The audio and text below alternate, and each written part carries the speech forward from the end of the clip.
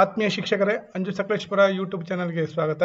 ಇವತ್ತಿನ ವಿಡಿಯೋದಲ್ಲಿ ನಾನು 2023-24ನೇ ಸಾಲಿನ 5ನೇ ತರಗತಿ, 8ನೇ ತರಗತಿ ಮತ್ತು 9ನೇ ತರಗತಿಗಳ ಮೌಲ್ಯಾಂಕನದ ಪರೀಕ್ಷೆಗೆ ಸಂಬಂಧಪಟ್ಟಂತಹ ಪಠ್ಯವಸ್ತು ಮತ್ತು ಅಂಕಗಳ ನಿಗದಿ ಯಾವ ರೀತಿ ಅನ್ನೋದನ್ನು ತಿಳಿಸ್ಕೊಡ್ತೀನಿ.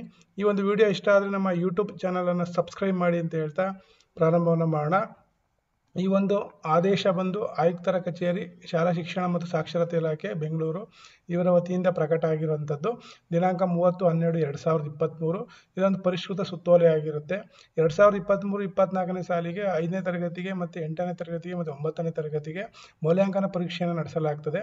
ಆ ಒಂದು ಪರೀಕ್ಷೆಗೆ ಯಾವುದೆಲ್ಲ ಪಠ್ಯವನ್ನು ಅಂದರೆ ಯಾವ ಒಂದು ಪಠ್ಯವನ್ನು ನಿಗದಿಪಡಿಸಿದ್ದಾರೆ ಮತ್ತು ಅಂಕಗಳನ್ನು ಯಾವ ರೀತಿ ನಾವು ಬದಲಾವಣೆ ಮಾಡ್ಕೋಬೇಕು ಅಂದರೆ ನಿಗದಿಯನ್ನು ಮಾಡ್ಕೋಬೇಕು ಅನ್ನೋದನ್ನು ಈ ಒಂದು ಸುತ್ತೋಲೆಯಲ್ಲಿ ಸಂಪೂರ್ಣವಾಗಿ ತಿಳಿಸಿದ್ದಾರೆ. ಇಲ್ಲಿ ನಾವು ಈಗ ಆಲ್ರೆಡಿ ಹಿಂದೆ ಮೌಲ್ಯಾಂಕನದ ಒಂದು ವೇಳಾಪಟ್ಟಿಯನ್ನು ಸಹ ಅಂದರೆ ತಾತ್ಕಾಲಿಕವಾದಂಥ ವೇಳಾಪಟ್ಟಿಯನ್ನು ಕೊಟ್ಟಿದ್ದರು. 11ನೇ ತಾರೀಕು ಏನು ಎಕ್ಸಾಮ್ಗಳು ಪ್ರಾರಂಭ ಆಗ್ತವೆ, ಆ ಒಂದು ಪ್ರಾರಂಭವಾಗುವಂತಹ ಪರೀಕ್ಷೆಗೆ ಯಾವ ಪಠ್ಯಕ್ರಮವನ್ನು ವಿದ್ಯಾರ್ಥಿಗಳು ಅಭ್ಯಾಸವನ್ನು ಮಾಡಬೇಕು ಅನ್ನೋದ್ರ ಬಗ್ಗೆ ಇಲ್ಲಿ ಸಂಪೂರ್ಣ ಮಾಹಿತಿ ಇದೆ. ದಿನಾಂಕ 1/7/23 ಏನು ಮೌಲ್ಯಾಂಕನದ ಸುತ್ತೋಲೆ ಏನಿದೆ ಅದರಲ್ಲಿ ಏನು ವಿಷಯಗಳಿದ್ದಾವೆ, ಅದರಲ್ಲಿ ಏನು ಇಲ್ಲಿ ಪರಿಷ್ಕರಣೆ ಮಾಡಿ ಯಾವೆಲ್ಲ ಅಂಶಗಳನ್ನು ಸೇರಿಸಿದ್ದಾರೆ ಅನ್ನೋದನ್ನು ನೀವು ಇಲ್ಲಿ ನೋಡ್ಬೋದು. ಹಿಂದೆ 1ರಿಂದ 5ನೇ ತರಗತಿಗೆ ಬಂದಾಗ ಸಂಕಲನಾತ್ಮಕ ಮೌಲ್ಯಮಾಪನ SA 2ನಲ್ಲಿ ಕರೆಕ್ಷನ್ ಆಗಿದೆ, ಅಂದರೆ ಬದಲಾವಣೆ ಆಗಿದೆ. ಇಲ್ಲಿ ಏನು ಬದಲಾವಣೆ ಆಗಿದೆ ಅನ್ನೋದನ್ನು ಮಾತ್ರ ನೋಡೋಣ.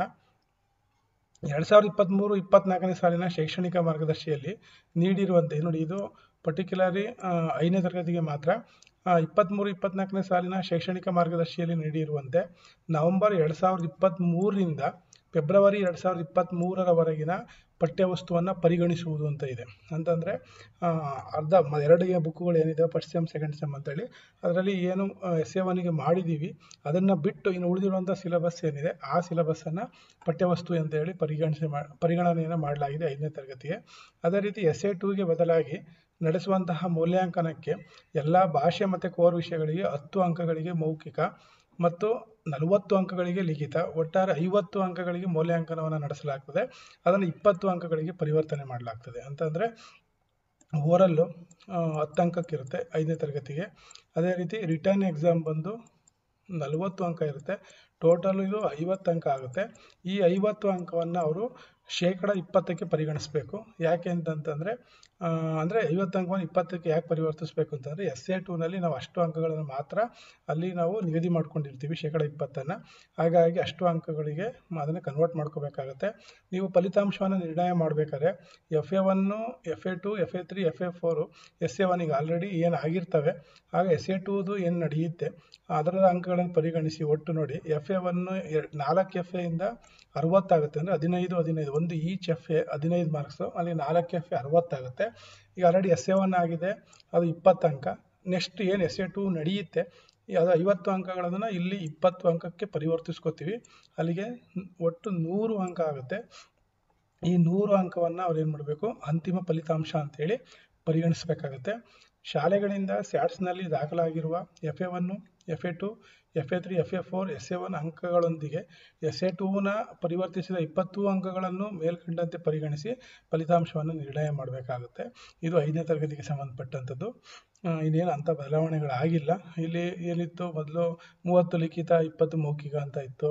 ಇಂಗ್ಲೀಷಿಗೆ 10 ಲಿಖಿತ 40 ಮೌಖಿಕ ಅಂತ ಇತ್ತು. ಇದು ಸಂಪೂರ್ಣವಾಗಿ ಪರಿಷ್ಕರಣೆಯಾಗಿ ಈಗ ಹೊಸದು ಈ ರೀತಿಯಲ್ಲಿರುತ್ತೆ 5ನೇ ತರಗತಿಗೆ. ನೆಕ್ಸ್ಟು 6ರಿಂದ 8ನೇ ತರಗತಿ SA 2ಗೆ ಬಂದಾಗ 8ನೇ ತರಗತಿ ಮೌಲ್ಯಾಂಕನದಲ್ಲಿ ಏನು ಬದಲಾವಣೆ ಆಗಿದೆ ಅಂತಂದರೆ 2023-24ನೇ ಏನು ಶೈಕ್ಷಣಿಕ ಮಾರ್ಗದರ್ಶಿ ಬರುತ್ತೆ ಅದರಲ್ಲಿ ಸಿಲೆಬಸ್ ಆಲ್ರೆಡಿ ನಿಗದಿ ಮಾಡಿದರು. ಜೂನ್ 2023ರಿಂದ ಪ್ರಾರಂಭ ಮಾಡಿ, ಅಂದರೆ ಅಪ್ ಟು ಫಸ್ಟ್ ಸೆಮ್ಮಿಂದ ಪ್ರಾರಂಭ ಮಾಡಿ ಫೆಬ್ರವರಿ 2024ರವರೆಗಿನ ಎಲ್ಲ ಅಂದರೆ ವಾರ್ಷಿಕ ಪಠ್ಯವಸ್ತು ಅಷ್ಟು ಅಂದರೆ SA 1, SA 2ಗೆ ಏನೇನು ಬುಕ್ಗಳಿದ್ದಾವೆ ಅಷ್ಟು ಸಿಲೆಬಸ್ಸನ್ನು, ಸಂಪೂರ್ಣ ಸಿಲೆಬಸ್ಸನ್ನು SA 2ಗೆ ಅವರು ಪರಿಗಣಿಸಿದ್ದಾರೆ. ಹಾಗಾಗಿ SA 2 ಬದಲಾಗಿ ಏನು ಮೌಲ್ಯಾಂಕನ ನಡೆಯುತ್ತೆ ಅಲ್ಲಿ ಎಲ್ಲ ಭಾಷೆ ಮತ್ತು ಕೋರ್ ವಿಷಯಗಳಿಗೆ ನೋಡಿ, ಎಲ್ಲ ಭಾಷೆಗಳಿಗೆ ಕೋರ್ ವಿಷಯಕ್ಕೆ 10 ಅಂಕಕ್ಕೆ ಇಲ್ಲಿ ಓರಲನ್ನು ಮಾಡಲಾಗ್ತದೆ, ಮೌಖಿಕವನ್ನು ಮಾಡಲಾಗ್ತದೆ. ಅದೇ ರೀತಿ 50 ಅಂಕಕ್ಕೆ ರಿಟರ್ನ್ ಎಕ್ಸಾಮ್ ಇರುತ್ತೆ, ಲಿಖಿತ ಪರೀಕ್ಷೆ ಇರುತ್ತೆ. ಇಲ್ಲಿ ಸ್ಪಷ್ಟವಾಗಿ ನೋಡ್ಕೊಳ್ಳಿ, ಇಲ್ಲಿ ಡೌಟ್ ಇದ್ದಿದ್ದು ಏನಪ್ಪ ಅಂತಂದರೆ 8ಗೆ ಪೂರಾ ಸಿಲೆಬಸ್ ಪರಿಗಣಿಸ್ತಾರ ಇಲ್ಲ ಅರ್ಧ ಸೆಮಿಸ್ಟರ್ದು ಸಿಲೆಬಸ್ ಮಾತ್ರ ತಗೊಳ್ತಾರ ಅನ್ನೋದು ಒಂದು ಡೌಟ್ ಇತ್ತು. ಅದು ಈಗ ಕ್ಲಿಯರ್ ಆಗಿದೆ. ಸಂಪೂರ್ಣ ಸಿಲೆಬಸ್ಸನ್ನು ಅವರು ಪರಿಗಣಿಸಿದ್ದಾರೆ. ಹಾಗಾಗಿ ಇಲ್ಲಿ 10 ಓರಲ್ ಇರುತ್ತೆ, 50 ರಿಟರ್ನ್ ಇರುತ್ತೆ, ಅಲ್ಲಿಗೆ 60 ಮಾರ್ಕ್ಸ್ ಆಗುತ್ತೆ ಟೋಟಲು. ಈ 60 ಮಾರ್ಕ್ಸನ್ನು ನಾವೇನು ಮಾಡಬೇಕಾಗುತ್ತೆ, 30%ಕ್ಕೆ ಪರಿವರ್ತಿಸ್ಕೋಬೇಕಾಗತ್ತೆ. ಯಾಕೆ ಅಂತಂದರೆ ಈಗ 4 FAಗಳೇನು ನಡೆಯುತ್ತೆ, ಪ್ರತಿ FAನ 10 ಅಂಕಗಳಿಗೆ ಮಾಡ್ತೀವಿ. ಅಲ್ಲಿಗೆ 4 FAಯಿಂದ ನಮಗೆ 40 ಅಂಕ ಸಿಗುತ್ತೆ. ಪ್ಲಸ್ ಆಲ್ರೆಡಿ SA 1 ಮಾಡಿದ್ದೀವಿ, ಅಲ್ಲಿಂದ 30 ಅಂಕ ಸಿಕ್ಕಿದೆ. 30, 40, 75, ಇನ್ನು ಉಳಿದಿರೋದು 30 ಅಂಕ ಉಳ್ಕೊಳ್ಳುತ್ತೆ. ಆ 30 ಅಂಕವನ್ನು ನಾವು SA 2ಇಂದ ಅಂದರೆ 60 ಅಂಕವನ್ನು ನಾವು 30 ಅಂಕವಾಗಿ ಪರಿವರ್ತಿಸಿಕೊಂಡು 100 ಅಂಕಗಳನ್ನು ಮಾಡಿಕೊಂಡು ಅದನ್ನು ನಾವು ಫಲಿತಾಂಶಕ್ಕೆ ಪರಿಗಣಿಸಬೇಕಾಗುತ್ತೆ. ಇಲ್ಲಿ ಇನ್ನೊಂದು ವಿಶೇಷ ಸೂಚನೆಯನ್ನು ಸಹ ಅವರು ಕೊಟ್ಟಿದ್ದಾರೆ. ಏನು ಸೂಚನೆ ಅಂತಂದರೆ, ಪ್ರಸ್ತುತ ಮೇಲ್ಕಂಡಂತೆ 8ನೇ ತರಗತಿ SA 2 ಮೌಲ್ಯಾಂಕನಕ್ಕೆ ಜೂನ್ 23ರಿಂದ ಫೆಬ್ರವರಿ 24ರವರೆಗಿನ ವಾರ್ಷಿಕ ಪಠ್ಯವಸ್ತುವನ್ನು ಪರಿಗಣಿಸಿರೋದ್ರಿಂದ ವಿದ್ಯಾರ್ಥಿಗಳಿಗೆ ಮುಂಬರುವ ಅಂದರೆ 9ನೇ ಕ್ಲಾಸು ಮತ್ತು 10ನೇ ಕ್ಲಾಸಿನ ಪರೀಕ್ಷೆಯನ್ನು ಬರೆಯೋದಕ್ಕೆ ರೂಢಿಯಾಗುತ್ತೆ, ಒಳ್ಳೆಯ ಅಭ್ಯಾಸ ಆಗುತ್ತೆ ಅನ್ನೋ ಒಂದು ಉದ್ದೇಶಕ್ಕೆ ಸಂಪೂರ್ಣ ಸಿಲೆಬಸ್ಸನ್ನು ಅವರು ಪರಿಗಣಿಸಿದ್ದಾರೆ. ಇನ್ನು 9ನೇ ತರಗತಿಗೆ ಬಂದಾಗ SA 2ನಲ್ಲಿ ಏನು ಬದಲಾವಣೆಗಳಾಗಿದ್ದಾವೆ ಅಂತಂದರೆ, ಇದು ಅಂತಿಮ ವಾರ್ಷಿಕ ಪರೀಕ್ಷೆ ಅಂತೇಳಿ ಪರಿಗಣಿಸ್ತಾರೆ. ಇಲ್ಲಿ 9ನೇ ತರಗತಿ ಮೌಲ್ಯಾಂಕನದಲ್ಲಿ SA 2 ಬದಲು ಮೌಲ್ಯಾಂಕನವನ್ನು ಮಾಡ್ತಾ ಇದ್ದಾರೆ. ಇಲ್ಲಿ ಭಾಷೆ ಮತ್ತು 3 ಕೋರ್ ವಿಷಯಗಳಿಗೆ ನಿಗದಿಪಡಿಸಿದ ವಾರ್ಷಿಕ 100% ಪಠ್ಯವಸ್ತುವನ್ನು ಅಂದರೆ ಇಲ್ಲೂ ಸಹ 100% ಪಠ್ಯಕ್ರಮ ಏನಿದೆ, ವರ್ಷ ಪೂರ್ತಿ ಏನು ವಿದ್ಯಾರ್ಥಿಗಳು ಕಲ್ತಿದ್ದಾರೆ ಅಷ್ಟು ಸಿಲೆಬಸ್ಸನ್ನು ಅವರು ಪರಿಗಣಿಸ್ತಾರೆ ಒಂದು ಮೌಲ್ಯಾಂಕನಕ್ಕೆ. ಇಲ್ಲಿ ಹೇಗಿರುತ್ತೆ ಆಂತರಿಕ ಮೌಲ್ಯಮಾಪನ, ಈಗ 4 FAಗಳನ್ನ ಮಾಡ್ತೀವಿ 9th ಅವ್ರಿಗೆ. ಅಲ್ಲಿಗೆ 4 FAಗಳಿಂದ ನಮಗೆ ಒಟ್ಟು ಒಂದು FAಲಿ 50 ಅಂಕಕ್ಕೆ ಮಾಡ್ತೀವಿ.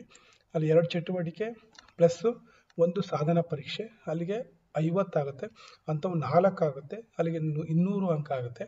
ಈ 200 ಅಂಕಗಳಿಗೆ ನಿರ್ವಹಿಸಬೇಕಾಗುತ್ತೆ. ಆದರೆ ಕನ್ನಡದಲ್ಲಿ ಮಾತ್ರ 25 ಅಂಕಗಳಿಗೆ ಮತ್ತು ದ್ವಿತೀಯ ಭಾಷೆ ಮತ್ತು ತೃತೀಯ ಭಾಷೆಯಲ್ಲಿ 3 ಕೋರ್ ವಿಷಯಗಳಿಗೆ 20 ಅಂಕಗಳಿಗೆ ಪರಿವರ್ತಿಸ್ಕೋಬೇಕಾಗತ್ತೆ. ಅಂದರೆ ಈ 200 ಅಂಕವನ್ನು ಪ್ರಥಮ ಭಾಷೆಯಲ್ಲಾದರೆ 25ಗೆ ಕನ್ವರ್ಟ್ ಮಾಡ್ಕೋಬೇಕು.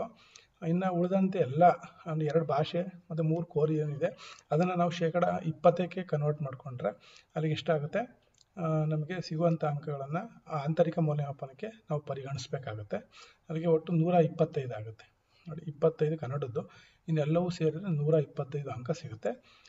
SA 2 ಹೇಗೆ ಮಾಡ್ತಾರೆ ಅಂದರೆ, ಪ್ರಥಮ ಭಾಷೆಗೆ 100 ಅಂಕಗಳಿಗೆ ನಡೆಯುತ್ತೆ.